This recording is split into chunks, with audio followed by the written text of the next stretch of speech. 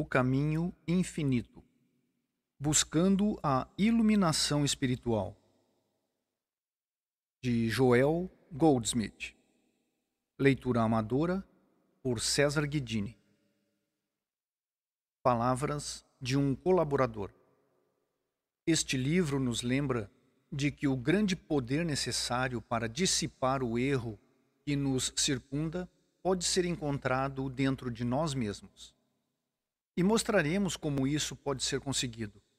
Como nunca, anteriormente, buscamos algo que nos liberte do medo, da ansiedade e dos perigos da vida material. Sabemos que o que quer que seja que nos traga repouso mental e paz de espírito não se encontra no reino do pensamento humano. Vivemos na ilusão de que as forças materiais e a vontade humana sejam grandes poderes, até que aprendemos que o poder que dissipa tal ilusão reside dentro do nosso próprio ser. Dentro da nossa consciência há a paz e a quietude que podem acalmar qualquer tempestade da vida, sanar nossos males e elevar-nos para além das contendas e fadigas da existência humana. Nosso papel está em reconhecer a sua presença dentro de nós e deixar que cumpra o seu trabalho. Esse poder universal da verdade, da vida e do amor nos pertence independentemente de qual seja a igreja que frequentamos ou a filosofia que seguimos. Ele mora no âmago de cada indivíduo, seja santo ou pecador, esperando apenas ser reconhecido. A consciência de que o poder humano não regula o sol e as estrelas no céu, o fruto da terra e o adejar das aves no ar, é a fé suficiente para remover montanhas de discórdias. Nenhuma fé maior será necessária. O que podemos fazer para nos salvarmos dos males e do terror de nossos dias? Deixe a mensagem deste livro preencher sua consciência com o significado espiritual e tenha paciência. Deixe a harmonia da existência espiritual desabrochar do seu interior e guiá-lo para longe da escravidão dos sentidos, para a terra prometida da paz. Joel Goldsmith, autor deste livro, buscou a verdade em todas as grandes religiões e filosofias. Dedicou muitos anos à prática da cura e aconselhamento em todos os contingentes da vida humana. Seu desenvolvimento da luz interior popularizou-se através das suas cartas, que tiveram ampla circulação por diversos anos. Formaram-se grupos de estudo por todos os Estados Unidos para o aprofundamento nos escritos de Goldsmith. Prefácio do autor. Há um caminho pelo qual podemos nos libertar do pecado, da doença, da pobreza e das consequências das guerras e das crises econômicas. Este caminho consiste na mudança da nossa visão materialística da existência pela compreensão e consciência da espiritualidade da vida. Ao longo dos séculos, a visão materialística do universo e do homem gerou o medo acerca de nós mesmos e de nossas nações. Isto continuará e até mesmo se intensificará à medida que sejam descobertas forças materiais sempre mais destrutivas. A última descoberta anunciada foi um produto químico do qual bastaria apenas uma onça para destruir toda a população dos Estados Unidos e do Canadá. E mesmo este talvez não seja o máximo das forças materiais. Não há poder material que supere isto ou o da bomba atômica. Não há esperança na matéria e na visão materialística. O caminho da segurança, da harmonia e da saúde está em obter um certo grau de consciência espiritual. O grande segredo está em que, apesar de crermos o contrário, o poder não está na matéria ou na visão materialista sobre o homem e o universo, tanto para o bem como para o mal. Aqueles que alcançaram um certo grau de consciência espiritual comprovam a realidade do espírito. A necessidade de abandonar a concepção materialística da vida para obtermos a consciência espiritual da vida e de seus desdobramentos é o segredo de todos os videntes, profetas e santos de todos os tempos. Que tudo isto é praticável é demonstrado pelos trabalhos de cura e regeneração feitos por muitos estudiosos de modernas escolas de cristianismo científico ou prático. Quando o mundo perceber que todo sucesso obtido em melhorar as condições de saúde e de segurança por estes seguidores modernos dos antigos ensinamentos foi possível apenas através da renúncia à visão materialista em favor da obtenção da consciência espiritual, poderemos ter novas esperanças. A questão é: que pode o homem fazer para obter esta consciência espiritual e com isto abandonar o sentido materialista? A resposta é: leia e estude as verdades reveladas ao longo dos tempos sobre a consciência universal, alma ou espírito, e sobre a criação espiritual e suas leis. Absorva o sentido destas revelações.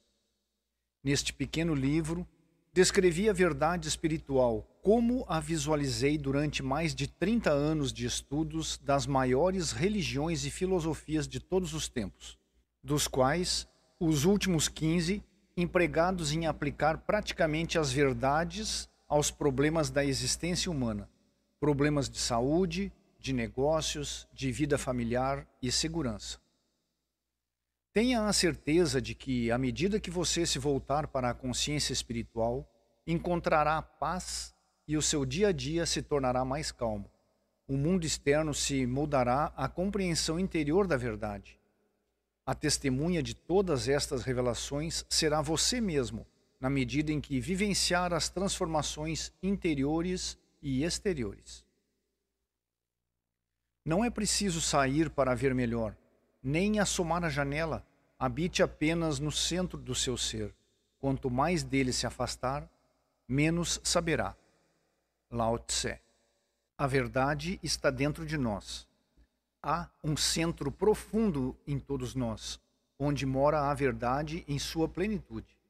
E para saber, antes de rasgar um caminho por onde possa sair o esplendor cativo, que mergulhar na luz que imaginamos externa. Robert Browning. Um Deus fez sua morada em nosso peito. Quando ele nos desperta, a chama da inspiração nos aquece. Este supremo êxtase brota das sementes que a mente divina semeou no homem. Ovídio. Muitos não assumem o problema para si mesmos, não para o recôndito da sua própria mente, mas para o primeiro grupo de pessoas que encontram. Valdivar. O reino de Deus está dentro de vós. Jesus. Capítulo 1. Assumindo a imortalidade. No princípio era o Verbo, e o Verbo era com Deus, e o Verbo era Deus. E o Verbo se fez carne. O Verbo se fez carne, mas ainda é o Verbo. Não mudou sua natureza, sua qualidade ou substância por ter se feito carne. A causa tornou-se visível como efeito, mas a essência ou substância continua sendo o Verbo, o Espírito ou consciência.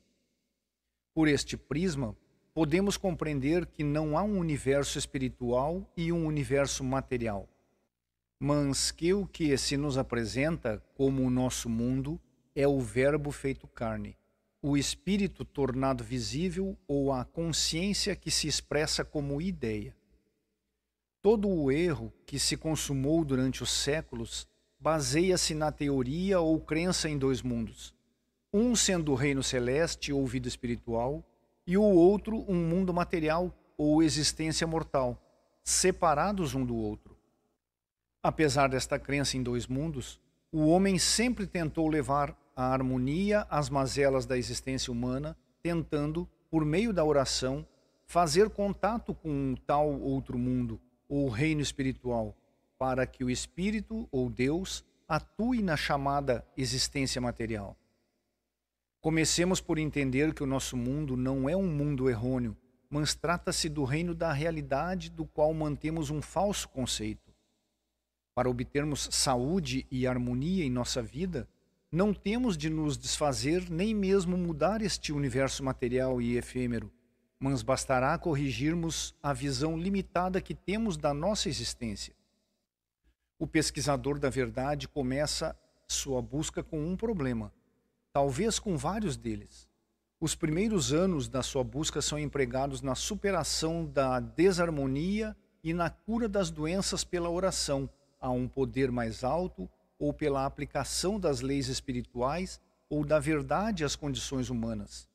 Chega, porém, o dia em que se percebe que a aplicação da verdade aos problemas humanos já não funciona mais, ou pelo menos não como funcionava no início, e que já não traz a mesma inspiração e satisfação aos seus estudos. Por fim, receberá, eventualmente, a grande revelação. Os mortais podem assumir a imortalidade apenas na medida em que anulem a mortalidade. Eles não podem acrescentar harmonia de espiritualidade imortal às condições humanas. Deus não criou nem rege as coisas humanas. O homem natural não compreende as coisas do Espírito de Deus, pois que lhe parecem loucura, nem pode entendê-las, porque só se podem discernir espiritualmente. Estaremos nós buscando as coisas do Espírito de Deus com algum propósito humano?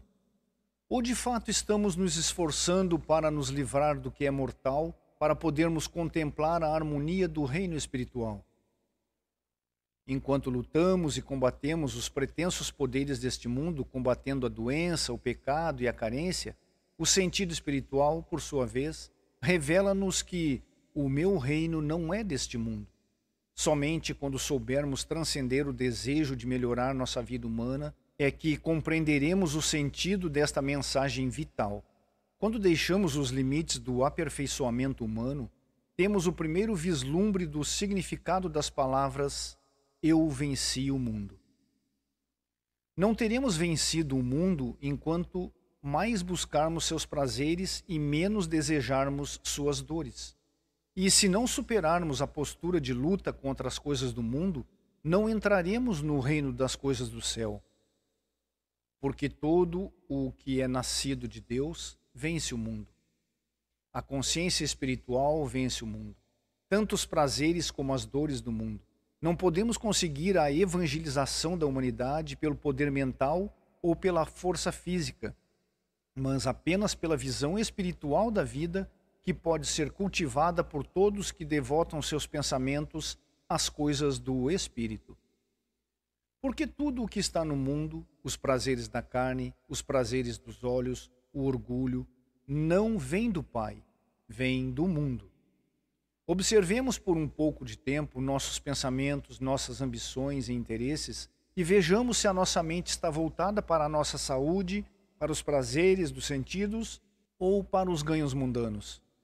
Se constatarmos tais pensamentos mundanos, aprendamos a afastá-los, pois já não estamos no caminho do aperfeiçoamento das coisas humanas, mas a caminho do reino espiritual. Não tenhas amor ao mundo nem ao que é do mundo, pois no homem que ama o mundo não está o amor do Pai.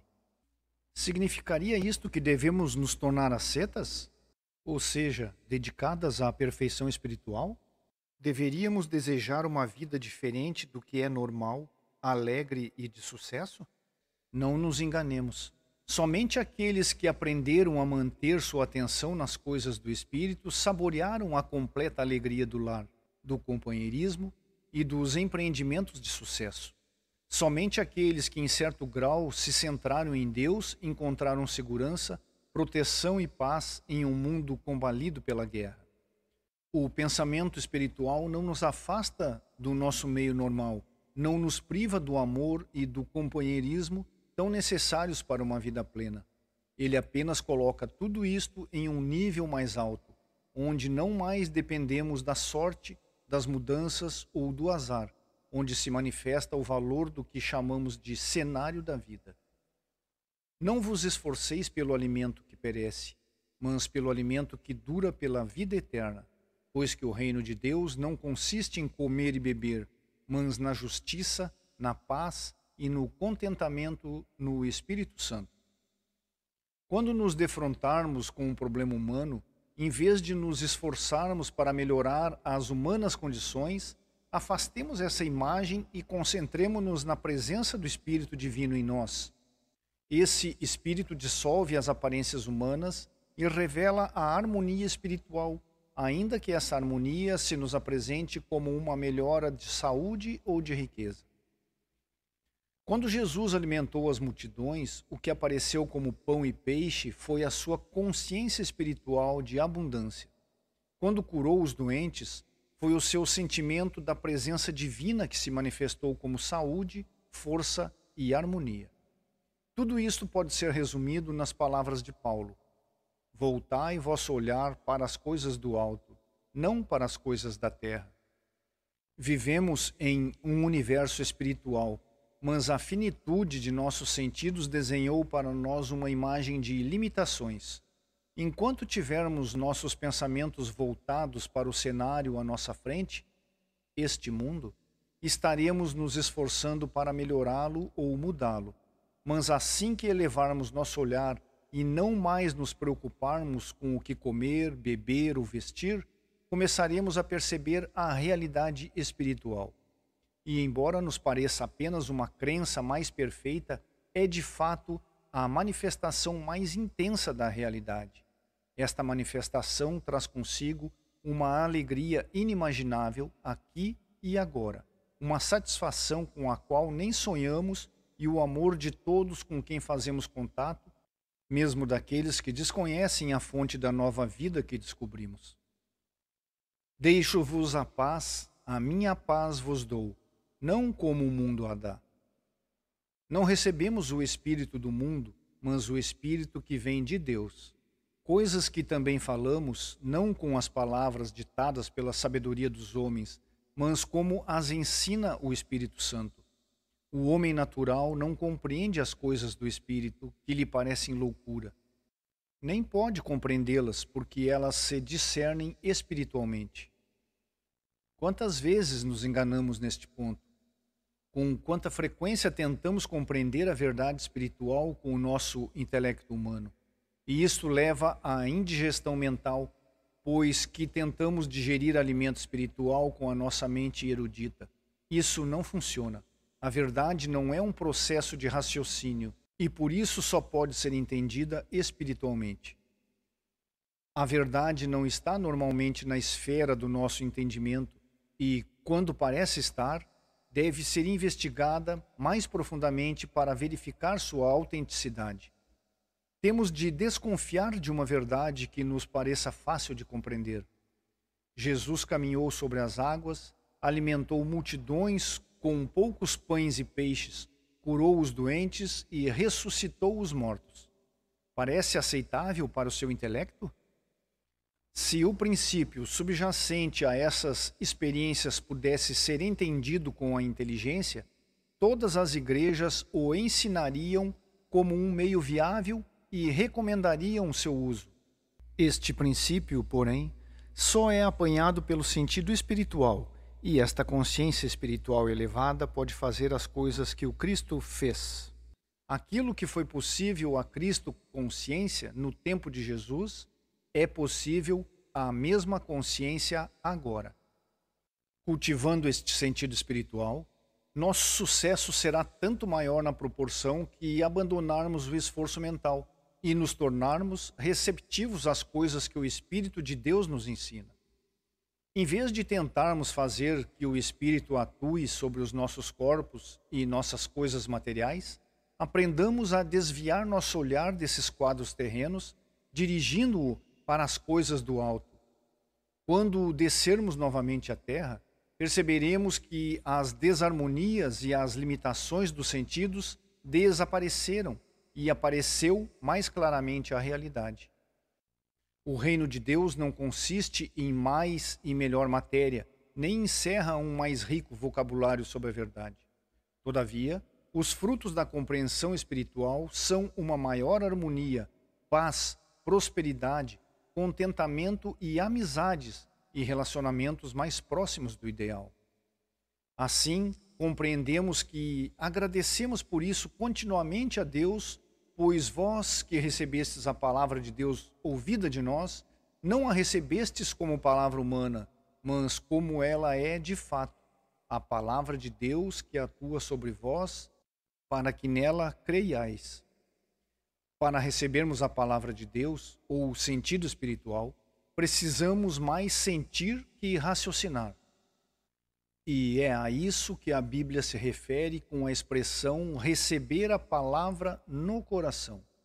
Notemos que o desenvolvimento da consciência espiritual redunda em maior capacidade de intuir a harmonia do ser. Compreendemos que nem a visão, nem o ouvido, o tato, o olfato ou o paladar podem nos revelar a verdade espiritual ou a sua harmonia. Por isso, tal revelação só pode nos acontecer através de outra faculdade, a intuição que atua pelo sentimento. Até o momento, ao orar ou meditar, vinha-nos de imediato uma enxurrada de palavras e pensamentos. Talvez estivéssemos começando a reafirmar a verdade e a rejeitar o erro. É, porém, evidente que isso ocorria completamente no domínio da mente humana. Ao cultivarmos o sentido espiritual, tornamo-nos receptivos aos pensamentos que emanam das profundezas do nosso ser. Mais do que falar a palavra, tornamo-nos seus ouvintes. Neste estado, a sintonia com o Espírito é tal que sentimos a harmonia do ser. Sentimos a presença real de Deus. Transcendidos os 5 sentidos materiais, nossa faculdade intuitiva fica desperta, receptiva e sensível às coisas do Espírito. E após este renascimento espiritual, começamos uma nova existência. Estávamos até aqui ocupados com a palavra da verdade, e daqui em diante nos ocuparemos apenas com o Espírito da verdade. Já não nos interessa saber o que seja a verdade, mas sim em sentir a verdade. E isso conseguimos na medida em que dedicarmos menos empenho na letra do que à receptividade e ao sentir. A palavra sentir, aliás, se refere também à revelação, à consciência e ao sentido da verdade. Agora já não estamos falando da verdade, e sim recebendo a verdade, e aquilo que recebemos no silêncio podemos falar abertamente e com autoridade. A cura espiritual é o resultado natural de uma consciência divinamente iluminada. Mas esta iluminação só nos é dada na medida em que estejamos receptivos e sensíveis a ela. É um mal entendido associarmos a ideia de imortalidade à pessoa humana ou ao sentido individualista de eu. A morte não produz a imortalidade, nem põe fim ao sentido do eu, e tampouco a continuação do humano viver leva à obtenção da imortalidade. Obtemos a imortalidade na medida em que superarmos o sentido pessoal do eu nesta vida ou depois dela. E ao nos despojarmos do nosso ego e alcançarmos a consciência do nosso eu verdadeiro, nossa realidade ou consciência divina, chegamos à imortalidade. E isso pode acontecer aqui e agora. Ao contrário, o desejo de perpetuarmos nosso falso conceito de corpo e seu bem-estar nos amarra à morte, nos enleia na mortalidade. O primeiro passo para obtermos a imortalidade é viver a partir do centro do nosso ser, como uma ideia de desdobramento do nosso íntimo, mais que a ideia de acréscimo vindo de fora. É mais no sentido de dar do que de receber, de ser mais do que obter. Nessa consciência não há julgamento ou crítica, ódio ou medo, e sim um sentimento contínuo de amor e de perdão. Não é coisa fácil descrever a alegria e a paz da imortalidade, pois para aqueles que não querem abandonar seus atuais conceitos de ser, ela pode transparecer um processo de extinção, mas não é bem isso. Ela é a eterna preservação de tudo o que é real, belo, nobre harmonioso, gracioso, altruísta e pacífico. É a realidade trazida à luz em substituição à ilusão dos sentidos. É o despertar da consciência da infinitude do ser individual em substituição ao sentido finito de existência. O egoísmo e o amor próprio se vão de nós quando temos a percepção da divindade do nosso ser. Esta percepção nos ensina a ser pacientes e indulgentes com aqueles que ainda lutam com a consciência material mortal.